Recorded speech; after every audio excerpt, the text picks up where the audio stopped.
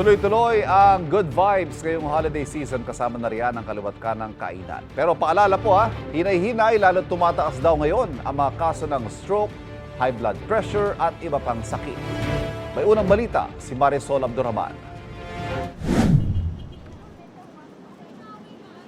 Ngayong holiday season, kabilang sa binabantayan sa mga ospital ang mga seasonal illness, gaya ng upper respiratory tract infection. Tumaas ang may ganyan dito sa Tondo Medical Center ng 25 to 30% kumpara nung nakaraang linggo. With the unstable weather, nagkakaroon talaga tayo ng uptick talaga ng mga upper respiratory tract infection.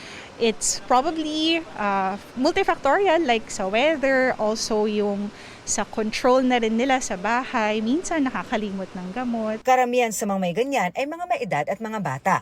Payo ni Doc, manatili na lang sa bahay kung hindi naman kinakailangang lumabas. Kung hindi raw maiwasan, magsuot ng mask at agad magpakonsulta sa doktor. Mahigpit ding binabantayan ang tumaas sa lifestyle-related illness naman o yung tinatawag na holiday heart syndrome.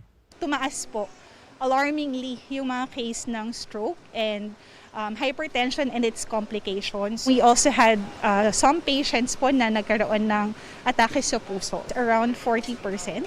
Compared po sa last week, ang mas nakababahala pa raw, may mga nai-stroke na nasa early 30s pa lang. Para makaiwas, lalo na ngayong may mga handaan pa at kainan, payo ni Doc, kumain at uminom lang ng tama. Umiwas sa mga matataba at maalat na pagkain at inumin ang mga maintenance medicine. Ito ang unang balita. Marisol Abdurrahman para sa GMA Integrated News. Kapuso, huwag magpapahuli sa latest news and updates. Mag-iuna ka sa balita at mag-subscribe sa YouTube channel ng GMA Integrated News.